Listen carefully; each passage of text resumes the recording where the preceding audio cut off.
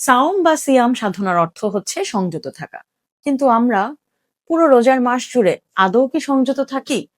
খাবারের ক্ষেত্রে যখন হয় ইফতার, তখন সারা বছর যা না খাই সে খাবারগুলো আমরা রোজার মাসে খেয়ে থাকি। দীর্ঘ সময় রোজা রেখে খালি পেটে আমরা প্রচুর ভাজা পোড়া এবং গুরুপাক খাবার খাই, যার ফলশ্রুতিতে অনেক রোগীরা কমপ্লেইন করেন যে তাদের হচ্ছে অ্যাসিডিটি, গ্যাস্ট্রাইটিস অথবা কনস্টিপেশন।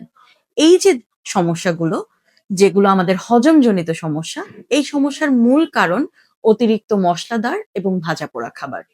দর্শক, আমরা খুব সহজেই এই সমস্যার সমাধান করতে পারি। ইফতারে অবশ্যই আমাদেরকে বিরত থাকতে হবে খুব বেশি ভাজাপোড়া এবং গুরুপাক খাবার থেকে। আমরা সারা বছর যে স্বাভাবিক খাবারগুলো খাই, সেই স্বাভাবিক খাবারগুলো দিয়েই কিন্তু আমরা আমাদের ইফতার যদি সাজিয়ে নিই, তাহলে বুক জ্বালা পোড়া অর্থাৎ গ্যাস্ট্রাইটিস এবং কোষ্ঠকাঠিন্য এই ধরনের সমস্যার সমাধান করা সম্ভব। তাছাড়াও রোজা রাখার কারণে শরীরে পানির প্রয়োজনীয়তা আরো বেড়ে যায়।